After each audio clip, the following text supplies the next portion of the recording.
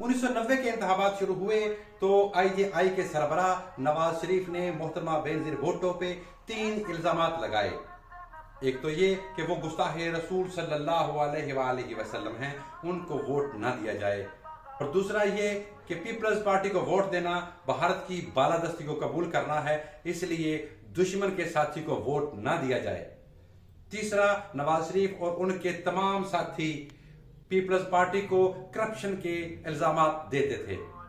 محترمہ بینظیر بھٹو اس کی صفائی دینے کے بجائے وہ کہتی کہ یہ پاک فوج، پاکستان کی آرمی اور پاکستان کے صدر غلام اسحاق خان کی سازش ہے، اور وہ کہتی کہ وہ عدالت کے فیصلے کو نہیں مانتی، وہ عوامی عدالت کو مانتی ہیں۔ اور تاریخ کا پہیہ دیکھیں کہ ٹھیک 28 سال بعد یہی تینوں الزام نواز شریف پہ پورے زور و شور سے لگے، اور انہوں نے بھی یہی کہا کہ مجھے کیوں نکالا، اور میں عدالتی فیصلے کو نہیں مانتا، میں عوامی فیصلے کو مانتا ہوں، عوامی عدالت کو مانتا ہوں۔ تاریخ کی ستم ظریفی دیکھیے کہ تاریخ سے ہم نے کیا سیکھا ہے، لیکن تاریخ یہی ہے کہ ہم نے تاریخ سے کچھ نہیں سیکھا۔ 1988 میں ایک مالی بلاول ہاؤس میں، پیپلز پارٹی ہاؤس میں مالی بڑھتی ہوا جو ان کے لان کی دیکھ بھال کرتا تھا۔ جب پیپلز پارٹی کو بدامنی اور کرپشن کے الزامات میں برطرف کر دیا گیا تو ان کی تفتیش کے لیے کچھ ملازمین کو بھی اٹھا لیا گیا، اور ان سے بھی تفتیش ہوئی، اور ان کی تفتیش کرنے والا کوئی اور نہیں، وہی مالی تھا جو 1988 سے لے کر پیپلز پارٹی ہاؤس، بلاول ہاؤس کے لان کی دیکھ بھال کر رہا تھا۔ ملازمین کی گرفتاری کے بعد لیکن الیکشن سے کچھ عرصہ پہلے 11 اکتوبر 1990 کو محترمہ بینظیر بھٹو کے شوہر آصف زرداری کو انڑ کیس میں گرفتار کر لیا گیا۔ انڑ کیس تاریخ میں ایک مشہور کیس ہے۔ اس میں آصف زرداری پہ یہ الزام تھا کہ انہوں نے لندن پلٹ ایک شخص مرتضی بہاری کی ٹانگ سے بم باندھ کر ان سے 3 کروڑ روپے ہتھیا لیے تھے۔ اس کیس کی گونج تو بہت ہوئی اخبارات میں، ٹی وی میں، ہر جگہ پہ، لیکن یہ ثابت نہ ہو سکا، کیونکہ مرتضی بہاری کی اپنی کی ہوئی پریس کانفرنس کے علاوہ ایک ہی واحد گواہ تھا، حسین انڑ، جو وعدہ معاف گواہ بنا لیا گیا تھا، اور وہ حسین انڑ پیپلز پارٹی کے دوسرے دور حکومت میں گرفتاری کے دوران ہی ہسپتال میں انتقال کر گیا، اور یہ انڑ کیس کا معاملہ کبھی بھی حل نہ ہو سکا۔ حل تو نہ ہو سکا، لیکن یہ آصف زرداری کی شخصیت کے ساتھ چپ کر رہ گیا۔ اور پریس کی موجودگی میں اس کو ملا اور اس نے یہ ساری کہانی سنائی۔ اس نے پھر ہنگامہ شامہ کیا، اخباروں میں خبریں چھپ گئیں، نیشنل پریس میں ہر جگہ رپورٹ ہوا، تو اس نے پھر اس کو انہوں نے بقول اس کے زرداری صاحب نے کہا کہ تم 50 لاکھ روپے لو اور واپس چلے جاؤ۔ اس نے کہا جی میں 2.5 کروڑ روپیہ لایا تھا، مجھے پوری رقم واپس چاہیے، میں تو کوئی نیک کام کے لیے لایا تھا، تو میں 50 لاکھ لے کے کیوں چلا جاؤں؟ انہوں نے کہا پھر تو بھی نہیں واپس جائے گا، رقم تو تجھے ویسے بھی نہیں ملنی، تو جان بچاؤ اور بھاگو۔ تو وہ پھر آخری بیچارہ جان بچا کے بھاگ گیا۔ یہ تھی کہانی۔ صدر غلام اسحاق خان نے بہت سے الزامات لگا کر پیپلز پارٹی کی حکومت کو برطرف کیا تھا، اس لیے وہ یہ نہیں چاہتے تھے کہ دوبارہ ان کی حکومت آئے۔ اگر دوبارہ ان کی حکومت آتی تو عوام یہ سمجھتی کہ وہ ٹھیک جا رہے تھے، غلام اسحاق خان نے زیادتی کی ہے، اور اس کے لیے انہوں نے 2 بڑے قدم اٹھائے۔ ایک تو یہ کہ انہوں نے نگران حکومت میں IJI کے چہرے موہرے مختلف جگہوں پہ نگران وزیر لگا دیے، جن میں نگران وزیر اعظم غلام مصطفیٰ جتوئی، جو پچھلے الیکشن میں پیپلز پارٹی کے خلاف ایک اتحاد کو لیڈ کر رہے تھے، اور اسی طرح سندھ میں بینظیر کے سب سے بڑے حریف صادق جان کو وزیر اعلیٰ لگا دیا۔ صادق جان سندھ کا صوبائی الیکشن لڑ رہے تھے اور وہ وزارت اعلیٰ کے امیدوار بھی تھے۔ اسی طرح اسحاق خان نے اپنے داماد عرفان اللہ مروت کو وزارت داخلہ سندھ لگا دیا، اور اس طرح انہوں نے پیپلز پارٹی کو شکست دینے کے لیے ایک میدان تیار کر لیا، ایک سٹیج تیار کر لیا۔ غلام مصطفیٰ جتوئی نے وزیر اعظم بنتے ہی خصوصی عدالتیں لگائیں اور محترمہ بینظیر بھٹو اور ان کے شوہر آصف زرداری کے خلاف مختلف کرپشن کے کیسز بنا دیے، مقدمات درج کرا دیے۔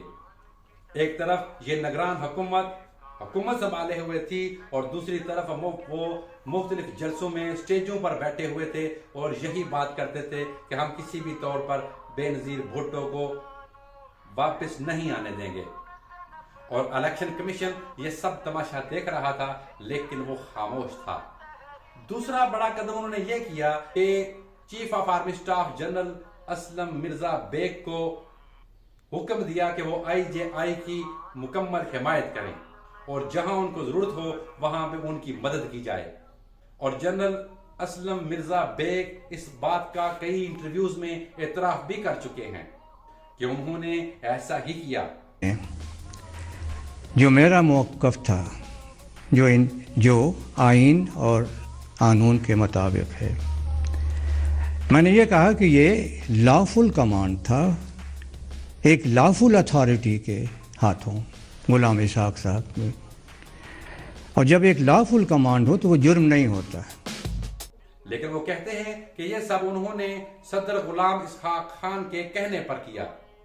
کئی سال بعد جب چیف جسٹس افتخار چودھری نے اصغر خان کیس کا فیصلہ سنایا تو اس میں ثابت ہوا کہ IJI کو ملٹری اسٹیبلشمنٹ نے 14 کروڑ روپے دیے تھے، لیکن جب یہ فیصلہ آیا تو غلام اسحاق خان اس دنیا میں نہیں تھے، لہذا ان کا موقف فیصلے کے بعد سامنے نہیں آ سکا۔ سپریم کورٹ کے علاوہ بھی IJI کو ملٹری اسٹیبلشمنٹ سے پیسے دینے کے ثبوت اور پروف موجود ہیں۔ لیفٹیننٹ جنرل عبد المجید خان، انہوں نے اپنی کتاب میں لکھا کہ ان کو بھی چند لاکھ روپے دیے گئے جو انہوں نے فاٹا میں IJI کے امیدوار کو پہنچانے تھے۔ دوسرا ثبوت خود نواز شریف کی زبان سے نکلا، جس کے گواہ پاکستان کے سینئر صحافی عارف نظامی ہیں۔ وہ کیا کہتے ہیں سن سکتے ہیں۔ میں ایک عطا اللہ قاسمی کے گھر کے دفتر میں کچھ جرنلسٹ کے ساتھ ملاقات کی تھی لنچ پہ۔ اس وقت کی بات ہے جب کہ وہ وزیر اعظم نہیں تھے، اپوزیشن میں تھے، اور مہران گیٹ کا کیس چل رہا تھا۔ تو انہوں نے باتوں باتوں میں کہہ دیا کہ مہران گیٹ میں سب کو پیسے ملے تھے اور مجھے بھی ملے تھے۔ پاکستان چونکہ ضیاء الحق کے طویل مارشاء اللہ کے بعد ایک الیکشن 20 ماہ کے بعد دوبارہ اسمبلیاں توڑ دی گئی تھیں، اس لیے کسی کو اس بات پہ یقین نہیں تھا کہ آیا الیکشن ہوں گے یا دوبارہ ملٹری اسٹیبلشمنٹ دوبارہ آ جائے گی۔ پاکستان کے ایوانوں سے لے کے امریکہ کے ایوانوں تک یہی آواز گونج رہی تھی کہ الیکشن ملتوی کر کے فوج دوبارہ پاکستان پہ مسلط ہو جائے گی۔ یہ بے یقینی کا اندازہ آپ اس بات سے لگا سکتے ہیں کہ بابرہ شریف نے اخبار میں اشتہار دیا کہ اللہ کرے یہ الیکشن ٹھیک سے ہو جائیں۔ تمام اندیشوں کے باوجود پاکستان کے الیکشن صحیح سلامت ٹھیک ٹھاک ہو گئے اور IJI واضح برتری کے ساتھ جیت گئی۔ پیپلز پارٹی نے اس میں دھاندلی کا شور ڈالا، لیکن پہلی رپورٹ کے مطابق غیر ملکی مبصرین نے اس کو شفاف الیکشن قرار دے دیا۔ تاہم یہ اصغر خان کیس کے ختم ہونے کے فیصلے پہ پتہ چلی کہ وہ الیکشن صاف شفاف نہیں تھے۔